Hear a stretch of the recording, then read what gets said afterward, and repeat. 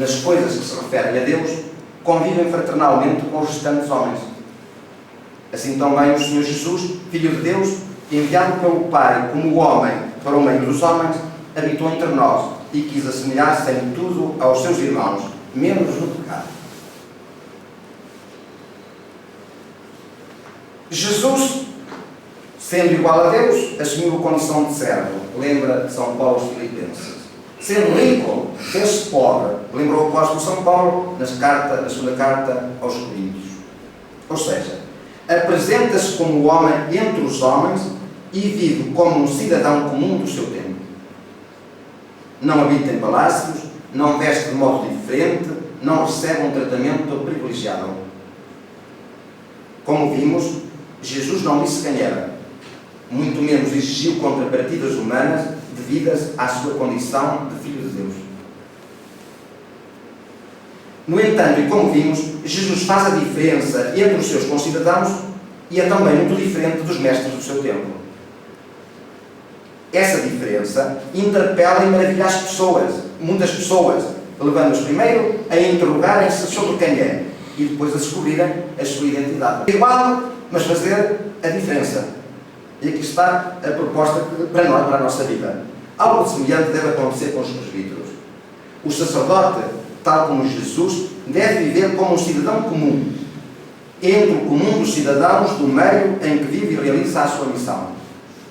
Mas, ao mesmo tempo, ele deve fazer aí toda a diferença, pois é chamado a ser testemunha e dispensador de uma vida diferente da terrena. Lemos também neste decreto, número 13.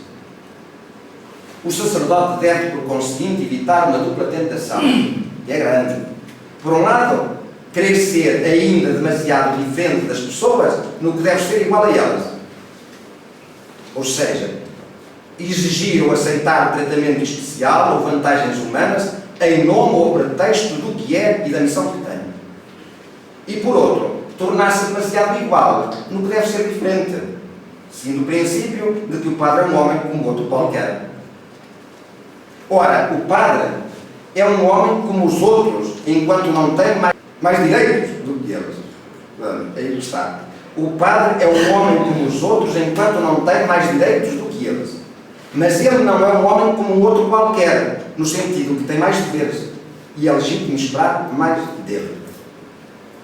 Como dizemos, o sacerdote deve anunciar Cristo ressuscitado aos homens e mostrar-lhes que acredita na ressurreição dos mortos e na vida eterna. Deve mostrar-lhes. Mas isto não é pelo modo como se veste, nem é pelo palácio onde habita, ou pela casa onde habita. Há de ser por outras coisas. Portanto, isto exige que a sua fé se torne visível no modo como vive e realiza a sua missão. A humildade e o espírito de serviço com que exerce o ministério. O desprendimento em relação aos bens materiais e a liberdade com que os possui. O amor e a alegria com que abraça a cruz de cada dia. A coragem com que enfrenta os desafios da missão. A esperança com que olha ao futuro.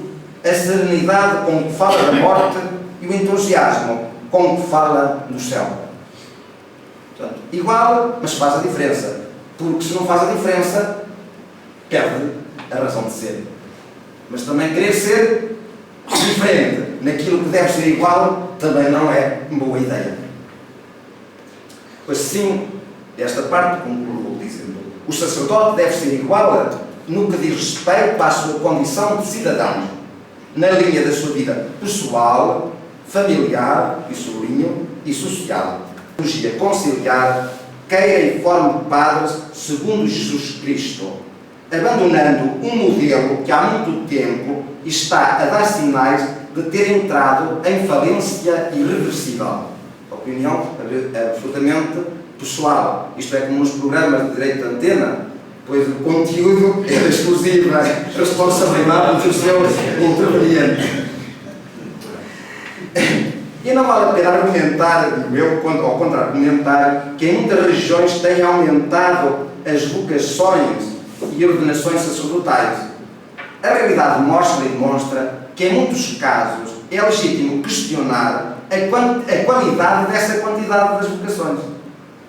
E por outro, a realidade prova e comprova que quando se alteram as condições sociais e económicas dessas partes do mundo, as vocações começam a diminuir de um modo significativo e igualmente preocupante.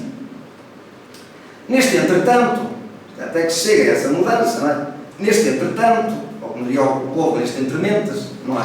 Neste entrementes, que vai ser longo e em que é exigido o nosso contributo para a mudança, precisamos e devemos poder contar com o apoio uns dos outros e, acima de tudo, do Bispo. O decreto dedica o número 8 à união e cooperação fraterna entre os presbíteros. Agora, importa apenas realçar quanto é importante que haja entre os sacerdotes do mesmo presbitério confiança e à vontade para partilharem as suas alegrias e tristezas, as suas esperanças e angústias, os seus êxitos e fracassos, os seus sonhos e projetos, bem como as suas fragilidades, dúvidas, medos e inquietações. Partilhar e refletir conjuntamente os problemas que os preocupam e afetam e o modo como os superar.